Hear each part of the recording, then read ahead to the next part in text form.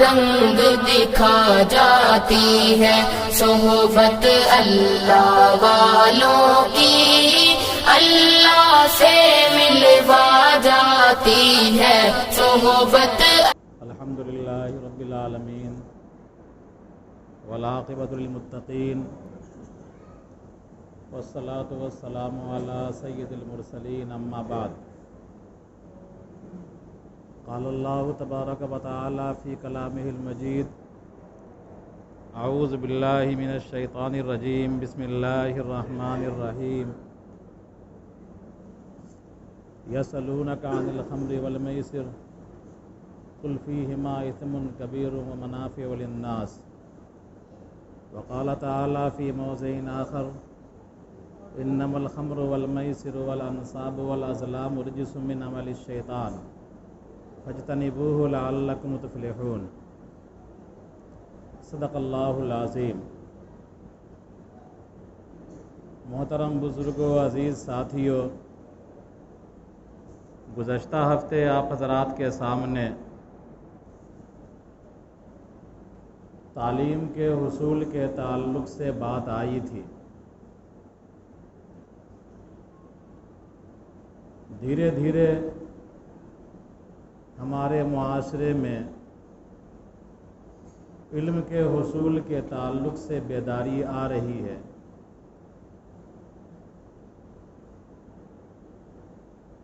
عصری علوم میں بھی دلچسپی دیکھی جا رہی ہے اور دینی علوم کے حصول میں بھی دلچسپی دیکھی جا رہی ہے، لیکن بحیثیت قوم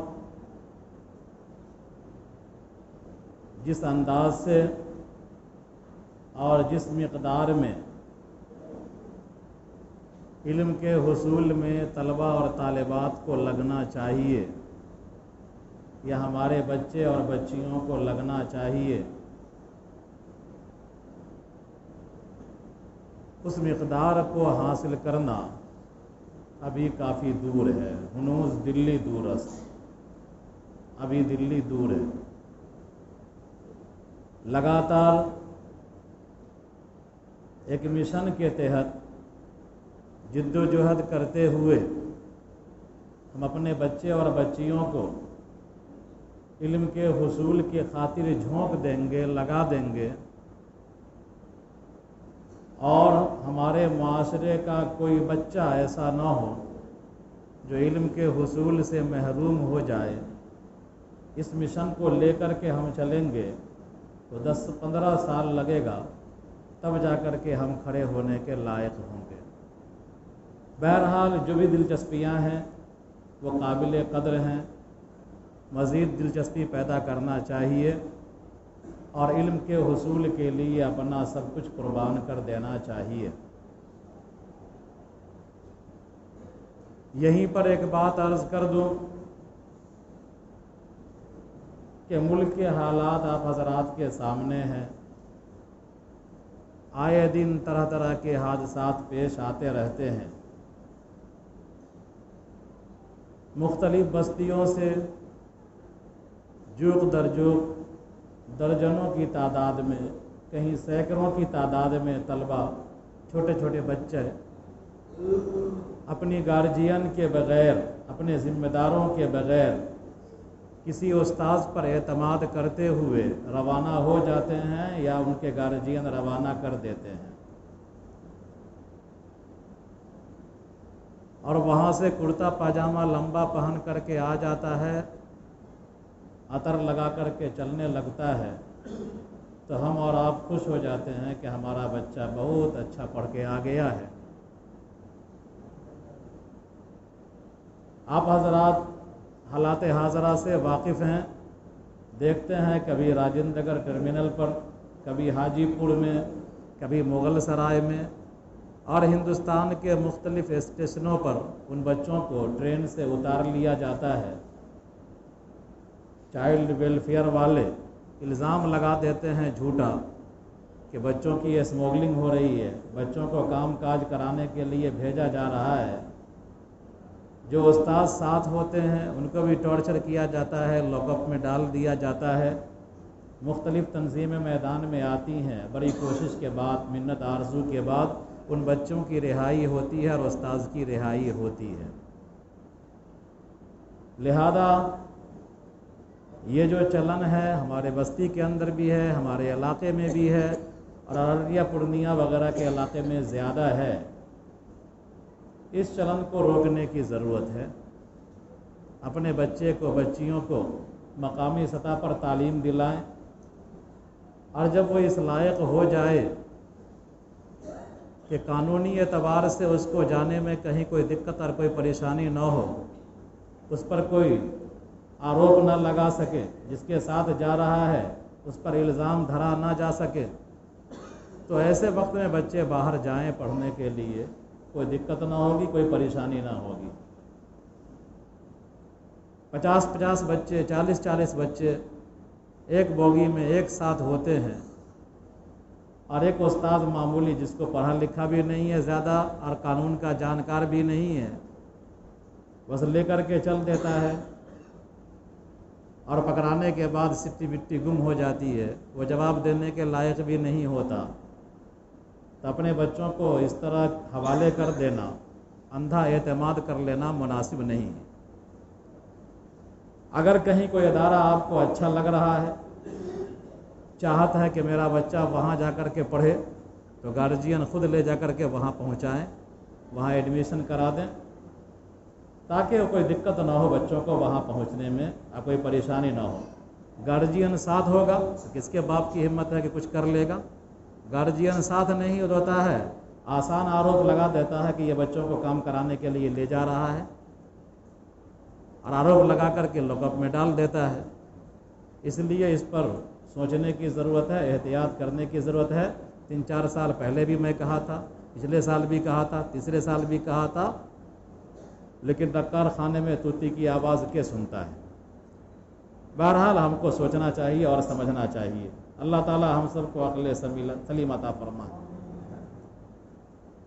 میں نے آیت پڑھی ہے انما الخمر والمیسر والانصاب والازلام، اور اس سے پہلے ایک آیت پڑھی ہے یسألونک عن الخمر والمیسر قل فیہما اثم کبیر ومنافع للناس۔ ان دونوں آیتوں کی روشنی میں ذرا اپنے معاشرے کے اندر پھیلی ایک برائی کو ہم دیکھ لیں کہ ہمارے معاشرے کے اندر حرص و حوث تو بہت زیادہ ہے۔ ہر آدمی چاہتا ہے کہ مال ہمارے پاس آ جائے، چاہے جائز طریقے سے آئے، ناجائز طریقے سے آئے۔ ہر آدمی ایک دوسرے سے مسابقہ کرتا ہے، مقابلہ کرتا ہے، آگے بڑھنا چاہتا ہے۔ حتیٰ کہ بڑوں سے ہوتے ہوئے یہ چیز چھوٹے بچوں کے اندر آ گئی ہے۔ 12-15 سال کا بچہ، 16-17 سال کا بچہ، اس کے اندر بھی یہ ہوس آ گئی ہے کہ مال ہمارے پاس آ جائے، چاہے جائز طریقے سے آئے یا ناجائز طریقے سے آئے۔ اور یہ ہوس اتنی شدید ہو گئی ہے کہ کھڑے کھڑے، بیٹھے بیٹھے، رجائی میں لیٹے لیٹے، بستر پر لیٹے لیٹے ہمارا بچہ، ہمارا لڑکا، ہماری لڑکیاں جوا کھیل رہے ہیں۔ موبائل لیے ہوا ہے، کھڑا ہوا ہے چوراہے پر، دروازے پر، جوا کھیل رہا ہے۔ کمبل میں بیٹھا ہوا ہے، ٹھنڈی کا زمانہ ہے، جوا کھیل رہا ہے۔ دروازے پر بیٹھا ہوا ہے، باپ ماں سے بات بھی کر رہا ہے، جوا کھیل رہا ہے۔ حتیٰ کہ مسجد میں بھی آ رہا ہے تو جوا چالو ہے، نیٹ چالو ہے، جوا چالو ہے۔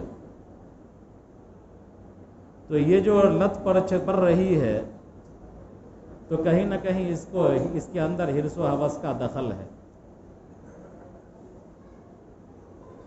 اس کو آپ ڈریم 11 کہیے، یا 11 کہیے، یا ویوز ایپ کہیے، مختلف ایپس آ چکے ہیں۔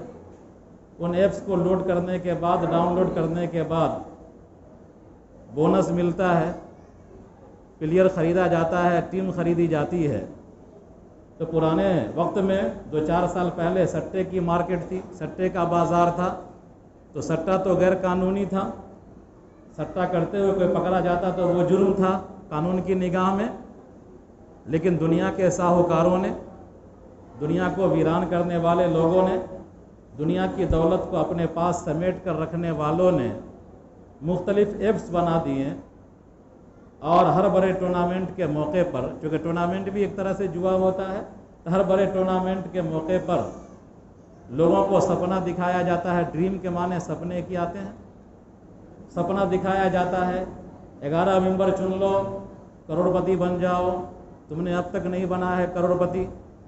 طرح طرح کے ایڈ آتے ہیں اور ہمارے بچے کچھ پیسہ انویسٹ کر کے ایپ خریدتے ہیں اور بونس مل جاتا ہے اور ڈریم 11 کے میں وہ شامل ہو جاتے ہیں. اور وہ یہ سمجھتے ہیں کہ اگر ہم نے چالاکی کا مظاہرہ کیا تو چالاکی کا مظاہرہ کر کے ہم بھی کروڑ پتی بن جائیں گے. کئی آئی پی ایل ہوا ہے،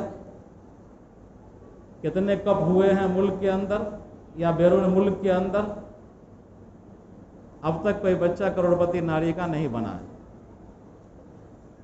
اگر بن گیا ہے تو ہاتھ اٹھا کے بتلاتے کہ ہم بن گئے ہیں. تو یہ جو کھیل ہے ہندوستان کے تمام مفتیوں نے، دارالعلوم دیوبند ہو، مظاہر علوم ہو، ندوۃ العلماء ہو، جو بھی بڑے مدارس ہیں، مفتی ہیں، ان تمام نے، میں نام لے کر کہہ رہا ہوں، ڈریم 11 والے کھیل کو، 11 والے کھیل کو، ویوز ایپ والے کھیل کو، ان تمام کھیل کو ناجائز قرار دیا، اس کو جوا قرار دیا ہے. آپ غور کر لیجئے کہ جتنا بچہ آئی پی ایل دیکھ رہا ہوتا ہے موبائل پر، ایک تو وقت کا ضیاع کرتا ہے، اپنی توانائی کھوتا ہے، ذہنی صلاحیت کو ضائع کرتا ہے. اللہ نے جو صلاحیت دی تھی پڑھنے لکھنے کی، آگے بڑھنے کی، ان تمام صلاحیت کو وہ مٹی میں ملاتا ہے اور ساتھ میں اپنا پیسہ بھی برباد کرتا ہے. اپنے باپ ماں کا پیسہ لے کر کے ہی برباد کرتا ہے، اکاؤنٹ میں چوری کر کے بھی اپنے اکاؤنٹ میں ڈال کر کے پیسہ برباد کرتا ہے اور جوئے کی لت کا شکار ہے. اس عمل سے بچنا چاہیے اور بچنا ضروری ہے. یہ کھیل جو ہمارا نوجوان کھڑے کھڑے کھیل رہا ہے، بیٹھے بیٹھے کھیل رہا ہے، چائے پیتے کھیل رہا ہے، رضائی میں گھس کر کھیل رہا ہے، اپنے باپ ماں سے بات کرتے ہوئے کھیل رہا ہے، چھت پر کھیل رہا ہے، نیچے کھیل رہا ہے، یہ تمام جوا ہے اور یہ حرام ہے. اس سے بچنا چاہیے. اگر نہیں بچتے ہیں تو آپ حرام کا ارتکاب کرتے ہیں.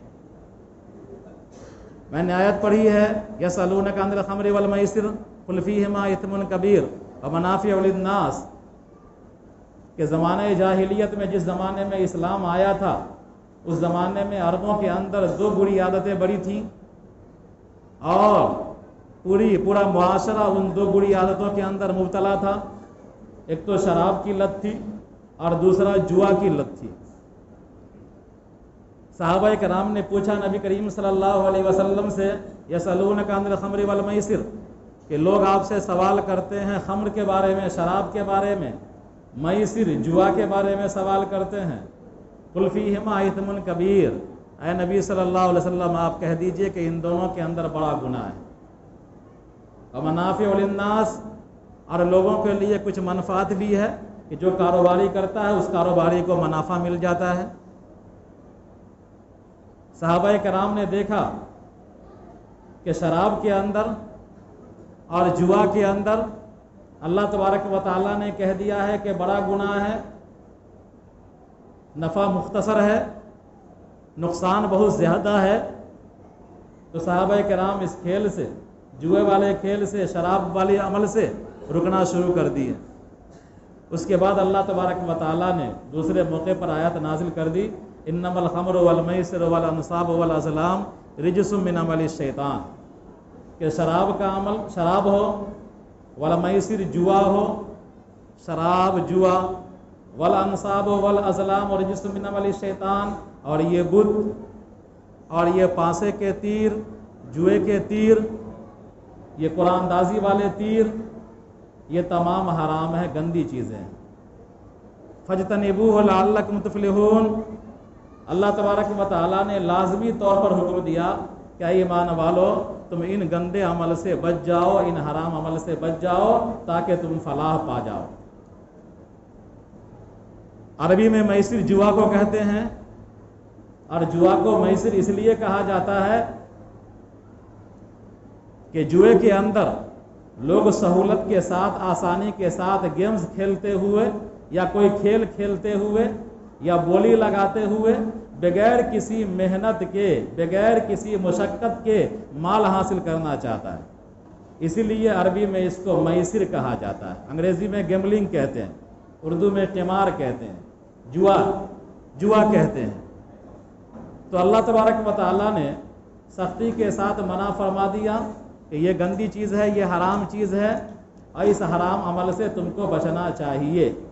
لہذا جوئے کی جو شکلیں رائج ہو جائیں، پرانی شکلیں جو زمانے جاہلیت میں تھیں، یا وہ شکلیں جو پہلے رائج تھیں، یا وہ شکلیں جو اب رائج ہوئی ہیں، نیا لیبل لگا کر کے مارکیٹ کے اندر لانچ کر دیا گیا ہے اور اس کا پرچار پرسار ہو رہا ہے، اور بچے یہ سمجھتے ہیں کہ یہ معمولی چیز ہے، کوئی گناہ کا کام نہیں ہے، تو جوئے کی جو بھی شکلیں ہوں گی وہ تمام شکلیں اس آیت کے روح سے حرام ہوں گی، ناجائز ہوں گی، لہذا ہر حال میں اس سے بچنا چاہیے۔ نبی کریم صلی اللہ علیہ وسلم نے ایک موقع پر ارشاد فرمایا کہ جو آدمی جوئے کے عمل میں شریک ہوتا ہے، جوا لگواتا ہے، جوا کھلواتا ہے، یا جوا کھیلتا ہے، جوئے میں پیسہ لگاتا ہے، یعنی جوئے کے عمل میں معاون بنتا ہے جو بھی آدمی، یا ایسا کھیل کھیلتا ہے جس کی بنیاد جوئے پر ہے، تو فرمایا جناب نبی کریم صلی اللہ علیہ وسلم نے کہ ایسا آدمی خنزیر کے خون میں اپنے ہاتھوں کو سن لیتا ہے، یعنی خنزیر کے خون کو گیج رہا ہے۔ لہذا نوجوانوں، اگر تم گیم کھیل کر کے ڈریم 11 کر رہے ہو، یا 11 کر رہے ہو، یا ویوز ایپ کھیل رہے ہو، تو گویا کہ تم خنزیر کے خون میں اپنے ہاتھ کو سون رہے ہو، خنزیر کے خون کو گیج رہے ہو۔ تم گیم نہیں چلا رہے ہو، موبائل کا بٹن نہیں دبا رہے ہو، بلکہ در حقیقت نبی کریم صلی اللہ علیہ وسلم کی زبانی تم خنزیر کے خون کو گیج رہے ہو۔ اب خنزیر کے خون اگر ہم کو دے دیا جائے گیجنے کے لیے، تو کیا کوئی مسلمان جو ادنا ایمان والا بھی ہوگا اس خنزیر کے خون کو چھونا گوارا کرے گا؟ اس کی طرف دیکھنا گوارا نہیں کرے گا۔ لہذا نبی کریم صلی اللہ علیہ وسلم کے فرمان سے آگاہ ہو جاؤ اور اس عمل سے باز آ جاؤ۔ جو تم نے کھیلا ہے اس سے توبہ کر لو، آئندہ نہ کھیلنے کا عزم کر لو، اللہ تبارک و تعالیٰ تمہارے گناہوں کو معاف فرما دے گا۔ اللہ تبارک و تعالیٰ غفور الرحیم ہے، شرط یہ ہے کہ سچی توبہ انسان کر لے۔ بات ختم ہوئی۔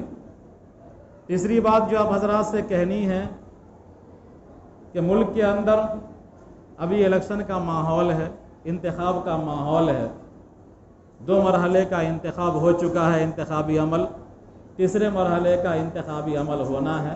غالباً تیسرے مرحلے میں آپ حضرات بھی شامل ہیں یا چوتھے میں ہوں گے، ہم کو اتنا یاد نہیں ہے۔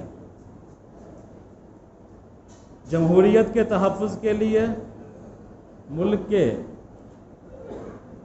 کے اندر استحکام کے لیے، اور اپنے حقوق کی لڑائی لڑنے کے لیے، اپنے حقوق کی بازیابی کے لیے اور اپنے حقوق حاصل کرنے کے لیے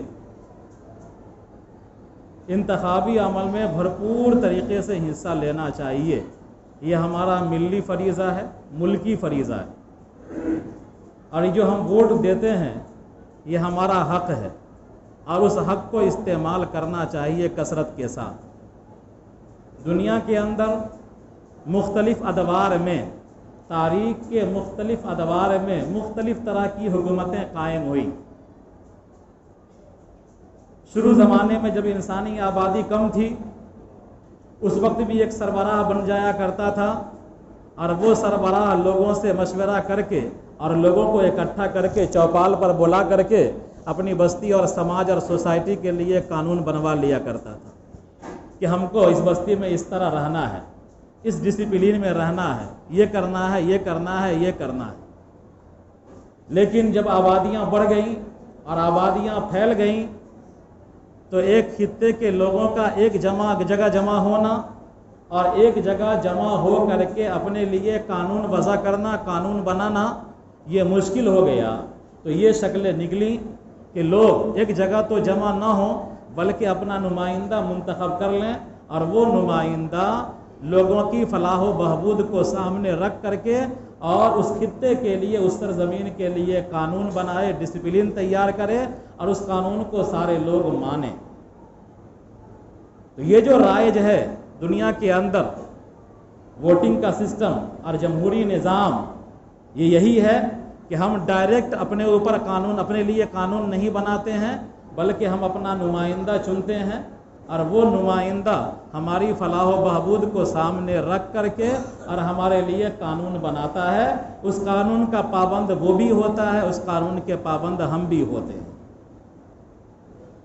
اس کو کہتا ہے انڈائریکٹ جمہوریت، کہ ہم نے نمائندہ چنا اور ہمارے نمائندوں نے ایک جگہ دارالعوام میں بیٹھ کر، پارلیمنٹ میں بیٹھ کر قانون بنایا، اور ان نمائندوں نے ایک کابینہ بنایا، ایک کمیٹی بنائی، اور اس کمیٹی نے، کابینہ نے ملک کے نظام کو چلایا، ملک کے سسٹم کو چلایا۔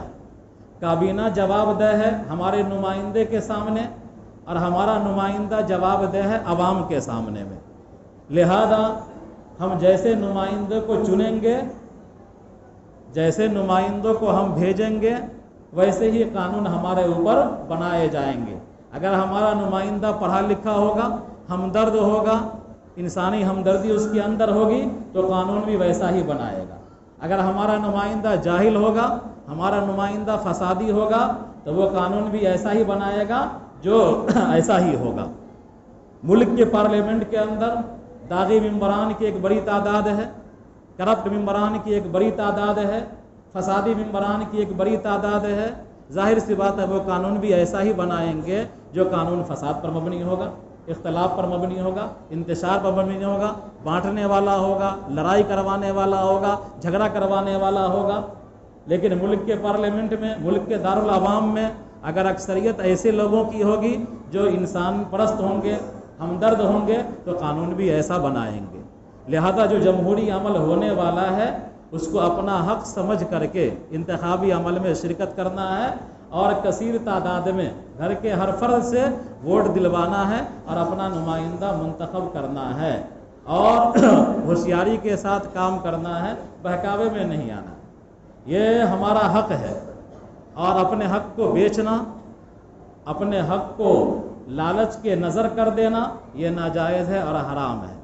اگر پیسہ لے کر کے آپ اپنا ووٹ دیتے ہیں تو حرام کام کرتے ہیں، گویا کہ اپنا ضمیر آپ بیچ رہے ہیں، اپنا ضمیر آپ گروی رکھ رہے ہیں۔ لہذا ملک کے حالات کو سامنے رکھتے ہوئے جمہوری عمل میں خوب شریک ہوں۔ اگر کسی کو باہر جانا ہے اور وہ یہاں کا ووٹر ہے تو ووٹ دے کر کے باہر جائے۔ اگر کسی کا ٹکٹ بنا ہوا ہے تو آگے پیچھے کر لے، لیکن ووٹنگ کے عمل میں ضرور شریک ہو، اس لیے کہ ہو سکتا ہے کہ ہمارا ایک ووٹ ملک کی حالات کو بدلنے والا بن جائے اور ملک کی دشا اور دشا کو طے کرنے والا بن جائے۔ تو اپنے ووٹ کی قیمت کو سمجھیے، اچھا نمائندہ منتخب کیجیے، کثیر تعداد میں ووٹ دیجیے۔ یہی اپیلیں ملی تنظیمیں کر رہی ہیں، امارت شریعہ بھی کر رہی ہیں، جمعیت علماء بھی کر رہی ہیں، ملی کونسل بھی کر رہی ہیں۔ تمام ملی تنظیمیں آپ سے یہی درخواست کرتی ہیں، اور جگہ جگہ لوگ گئے ہوئے ہیں بیداری پیدا کرنے کے لیے۔ اللہ تبارک و تعالی ہم سب کو عقل سلیم عطا فرمائے، صحیح سمجھ عطا فرمائے، اور اپنے حق کا صحیح استعمال کرنے کی توفیق عطا فرمائے۔ ربنا تقبل منا انک انت السمیع العلیم وتب علینا انک انت التواب الرحیم۔